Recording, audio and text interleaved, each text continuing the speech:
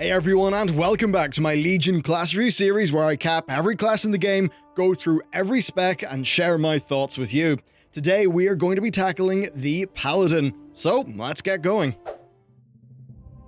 The Rat Paladin. This is one that went through pretty massive changes with Legion. The core of the rotation was really changed quite a bit, and while it can still reach tremendous speeds, it's no longer the massive proc barrage that we knew during Warlords of Draenor or during Siege of Orgrimmar once you got the tier set bonus, the design of which actually heavily influenced the Warlord's Paladin. Legion moved to a more sort of traditional, methodical rotation that is quite fast-paced and deliberate, definitely punishing players for missing timings and hitting the wrong buttons. But to get more info on that, let's dive right into the gameplay. Okay, time for the Rat Paladin gameplay explainer, and, well, really I'm just going to get up to a target dummy so that I can sort of walk you through how this is playing. Now, this is all about generating holy power and then spending it optimally. So, how do I generate it? Well, right now, Blade of Justice, about a 10-second cooldown, 12-yard range, does a stack of damage, generates 2 holy power. Basically, you always want this in cooldown,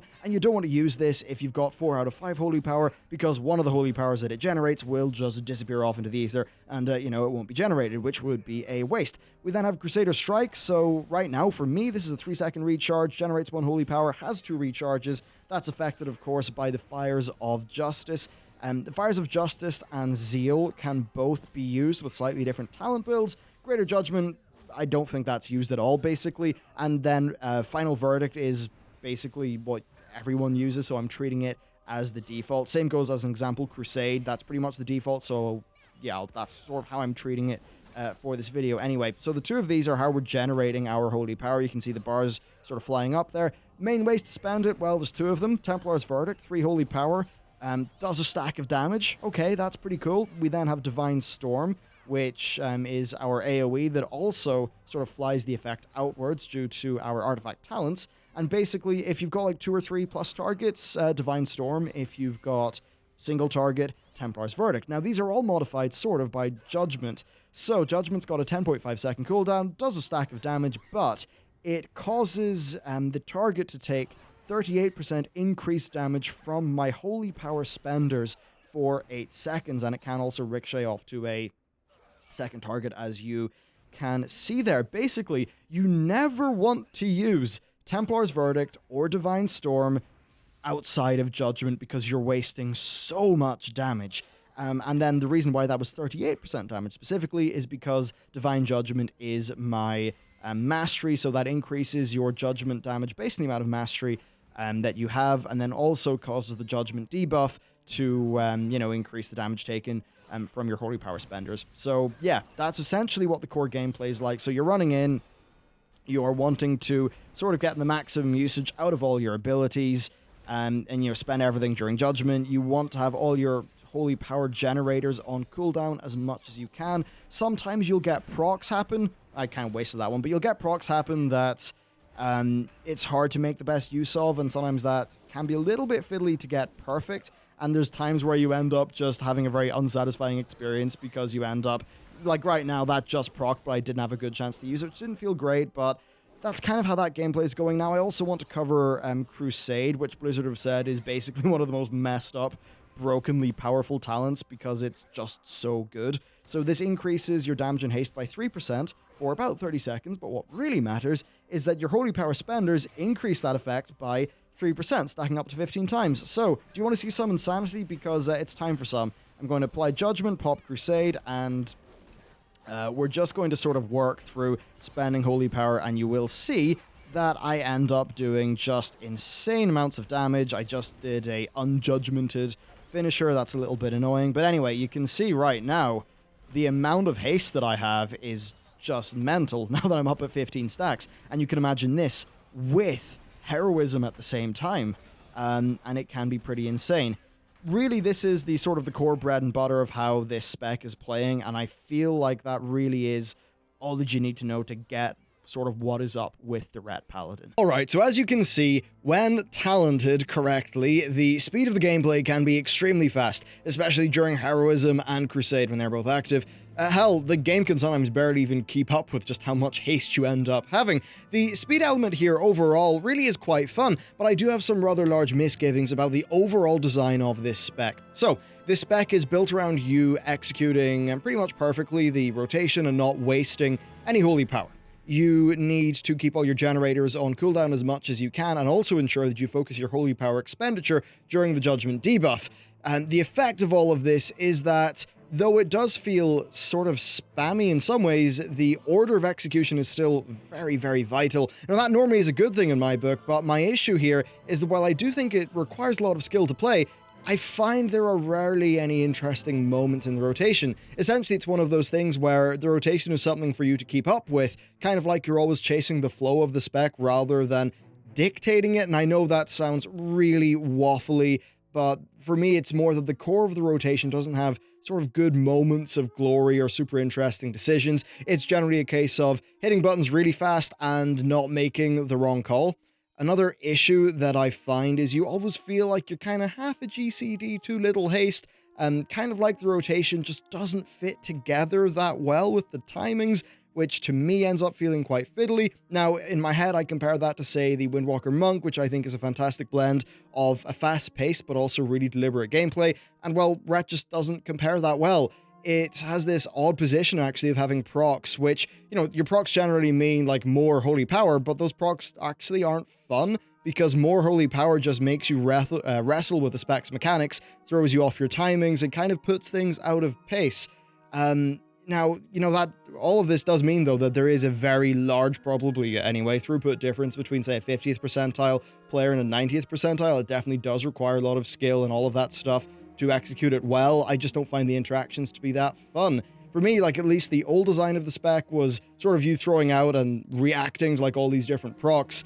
This one just feels kind of bland and annoying in comparison. Now, look, it's still functional as hell, and you can do great things with it. They recently got buffed. The Paladin utility is incredible as well. There's a lot of just inherently fun stuff on offer, and I'm sure a lot of people will really enjoy this spec, especially if the overall Paladin fantasy is something that appeals to them. So really, while the core rotation does not suit me, stuff like Bubble, Blessings, Steed, they're all really cool, genuinely fun things, which are great for the Paladin, but unfortunately Red itself just doesn't do that well for me. Okay, time for protection. So, the Paladin tanking spec has got quite a cool toolkit. It's got some very powerful cooldowns, a solid self-healing gameplay loop that can heal other people as well, and a hell of a powerful on-demand active mitigation set, and it's all sort of rolled into a fast-paced, quite mobile tank, if you have a particular talent, that is quite accessible in my view for new players. So, let's just take a look at the gameplay. Alright, time for the protection explainer. So, I'll keep this one kind of brief. Protection is not the most complicated tank in the game, I suppose. So basically, first of all, we'll start off with Avenger Shield. We got to. It's your Captain America shield. Interrupts the target, and great for gathering enemies because it also ricochets. 13-second cooldown. Avenger Shield's just brilliant. I think just about everyone loves it. So that's that. We then have Judgment. So Judgment, 5.27-second cooldown. Judges the enemy, does some damage. More importantly, it reduces the remaining cooldown of Shield of the Righteousness by 2 seconds or 4 seconds if it's a crit. What is Shield of the Righteousness? Simple. It's your active mitigation, maximum 3 charges, and it's super powerful. It actually decreases the damage you take by 38% for 4.5 seconds, and that is boosted by another 20% effectiveness if you are standing in your consecration, which you just about always should be. So, you know, these really are a lot of our sort of our core toolkit. Now, for the main sort of spammy build you're flying out all the time, we've got Blessed Hammer. This is a talent, but it seems to be the talent that people are basically running with most of the time. So I'm kind of treating it as the default in a way. So you throw a hammer, it spirals around you, and what's important is that when it hits enemies, it causes them to deal 12% less damage to you on the next auto attack. So with all these abilities, basically, you walk into combat, and, you know, once you're all established, you're kind of, you know, doing a Blessed Hammer, and then a GCD maybe for a Judgment, and then another hammer, and then maybe you're putting your consecration down, and then another hammer, and that's kind of what your gameplay pace is like. Now, on top of this, we also have self-healing gameplay, so that's through Hand of the Protector, which by default, I've actually forgotten the default spell name yet, which is by default Light of the Protector, but I've got 2 talents which sort of augment the self-healing gameplay. I've got Hand of the Protector, which is basically just a better version of Light of the Protector, and then Righteous Protector, which causes my Shield of the Righteousness usage to reduce the remaining CD of Light of the Protector and Avenging Wrath by 3 seconds. So that basically means I can get a lot more self-healing out because of Hand of the Protector through that talent, and then because I went into Hand of the Protector instead of Light of the Protector, it is more healing. Now, of course, this is buffed by being in my Consecrate, so you really can get some truly humongous self-heals out. And because, if you think about it, right, your Shield of the Righteousness reduces the cooldown of your Hand of the Protector, as you can see there, and then your Judgment reduces the cooldown of Shield of the Righteousness. What that means is it sort of tames the spamminess of the spec to give it a bit more of a deliberate pace, because you definitely want to be executing these abilities in the right order. And the other cool thing about Hand of the Protector is you can put that on another target that isn't yourself. You can use that for some pretty clutch stuff to really save the lives of other raid members. Now, of course, we've got things like Guardian of Ancient Kings, Ardent Defender. Ardent Defender only 1.33 minute cooldown, so that's pretty good for one of your main defensive CDs. Avenging Wrath increases all damage done by 45% and healing done by 85%. So you can imagine, I'm here with my Hand of the Protector. I'm here in my Consecrate, so my Hand of the Protector is already buffed by 20%, and then, with this, it's 85%. And the thing about Hand of the Protector is it is the most effective on targets who have taken the most damage. So if someone's about to die, you can completely save their life almost on a 9-second cooldown with this. So you can actually do some bizarre off-healing as a Protection Paladin, which is a sort of a side gameplay loop that a lot of people enjoy. Then on top of that, of course, we've got our usual Paladin stuff. We've got our Lay on Hands. We've got our big fancy mount. We've got our bubble. We've got our bop, all those things. Pretty damn cool. But there you go. That's what I think you need to know about the Protection Paladin for this video. Okay, so I played the Protection Paladin after I played the Brewmaster Monk and the Blood Death Knight, which are both very unique classes that I loved playing. Protection Paladin is a strange one. I found myself being, powerful enough. I didn't have any problems. The gameplay, I suppose, was really rather easy to me. I definitely wasn't doing everything perfectly, but the general setup of the spec makes it kind of hard to fuck up that badly. I think my overall criticism of this class is, this spec is, strong toolkit in some ways, but not a whole lot of amazingly fun mechanics bar the self-healing. Now, one issue for me is that the general rotation didn't feel that great. It's fast-paced, kind of spammy, got a little bit dull for me. Honestly, I found there was a lack of, a really cool sort of synergistic gameplay loop going on there, bar, say, your self-heals. I love classes where you're sort of setting yourself up for later stuff like Riptide and Arresto Shaman. Think about your brew management with Brewmaster and playing the whole self-healing game with Blood. I just didn't find there was great levels of synergy in that way here.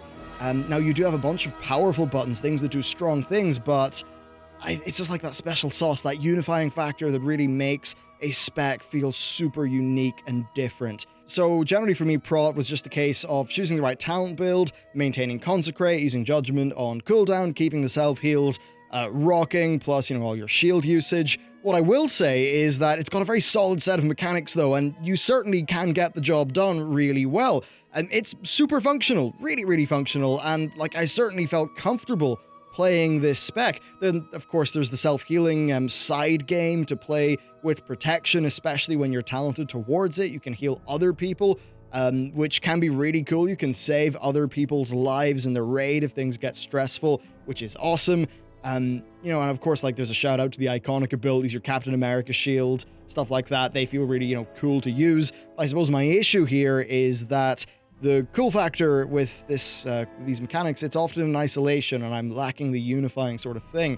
And really, I think it'll depend whether you like this class on what you're sort of personally, really looking for. I think the Paladin will get the job done without you having to manage a secondary gameplay loop like Stagger. That could be a really good thing for you. They've got a lot of great utility abilities, as it is with Ret, so it's not like you do not feel incapable. Overall, I'd say, if this sounds like it suits you, then, it is a strong pick. Their AoE's good, they can throw up on their steed, they've got loads of interrupts, all that stuff's great. For me, it is just being beaten out, though, by Blood and the Brewmaster, as far as the fun factor goes anyway. Next up, we've got the Holy Paladin. Now, as time has went on, Holy has got more and more diverse, now having quite a few talents for people to choose from, which allows for both good group and main tank healing. And thematically, Paladins care less about rolling out the hots and things like that, and more about big, chunky crits and massive heals. So, let's take a look at their gameplay in Legion. Okay, time for the Holy Paladin Explainer. So, pretty much, traditional healer. It's less about crazy Mistweaver funky stuff, and it's more about putting big, chunky heals on your friends. Okay, let's have a look at the core abilities. So, Flash of Light and Holy Light. Holy Light is slow and inexpensive.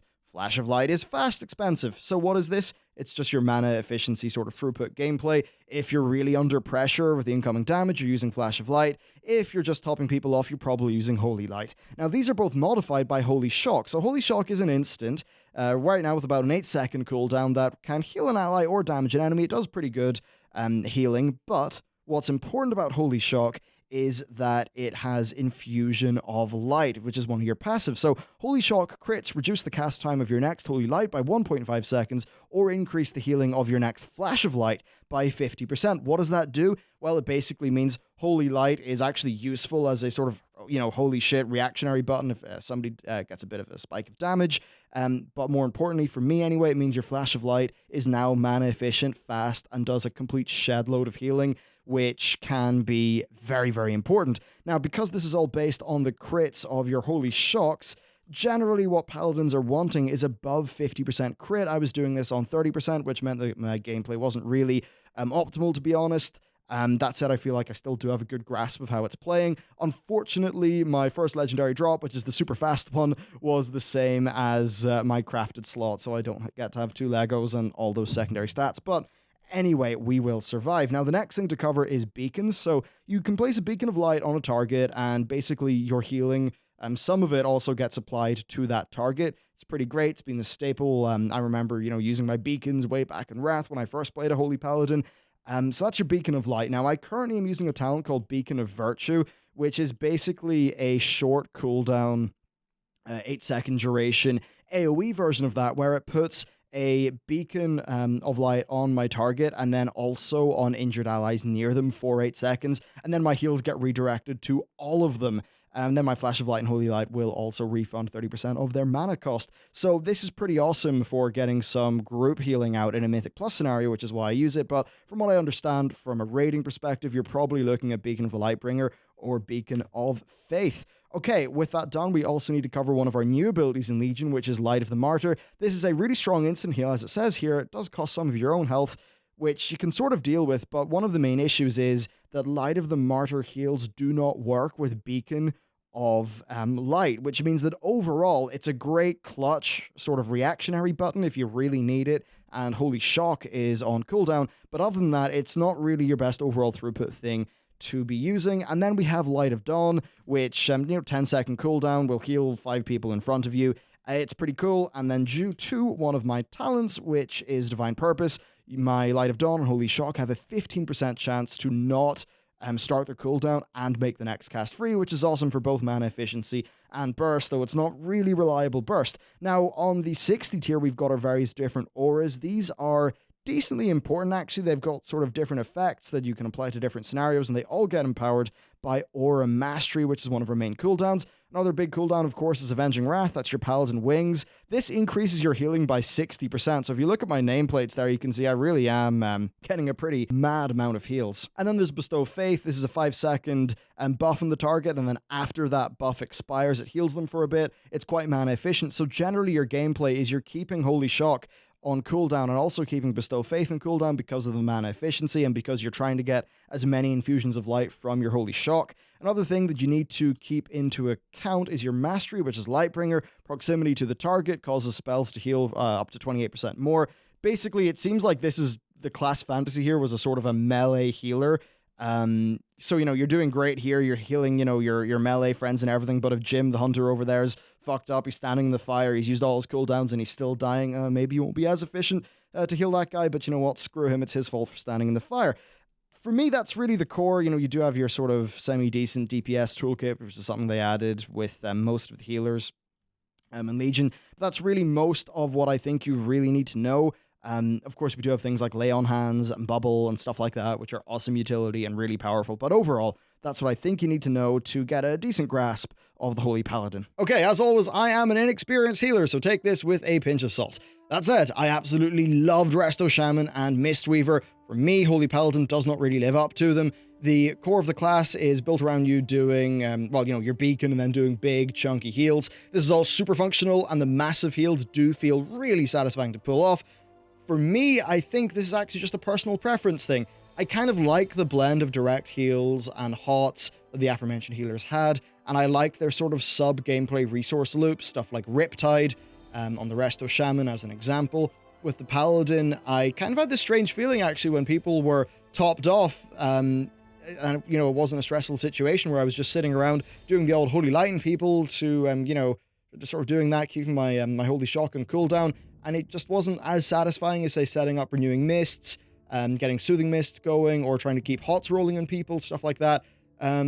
Just wasn't massively satisfying to me. Another element is positioning. Blizzard clearly want the Holy Paladin to be standing in melee with a sort of a blend of damage and healing. You can see that based on their mastery and what they had said prior to Legion coming out. It doesn't really seem to me like that gameplay has really been realized, though. I can't say it's an element of the class that I enjoy. I'm not too sure if it's one that really exists that well, I suppose.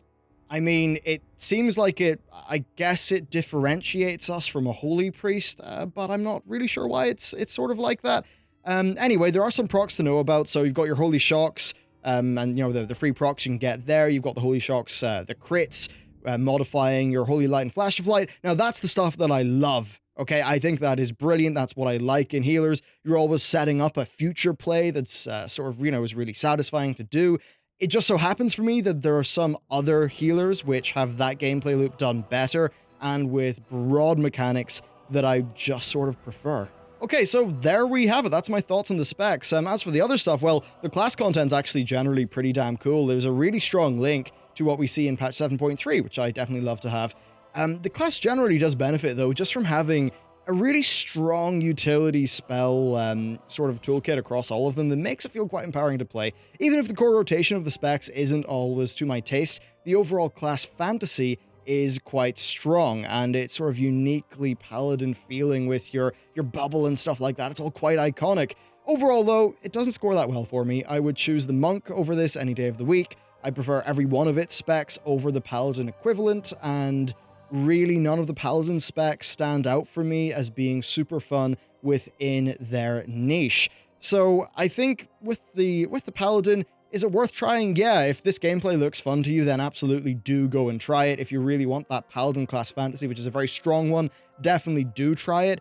For me, other ones happen to win out, but that could be just due to my own personal preferences and things like that. So really a bit of an open-ended ending to this video. I would love to hear what you've got to say about the Paladin, but that's it for me. Thank you very much for watching, and I'll see you next time.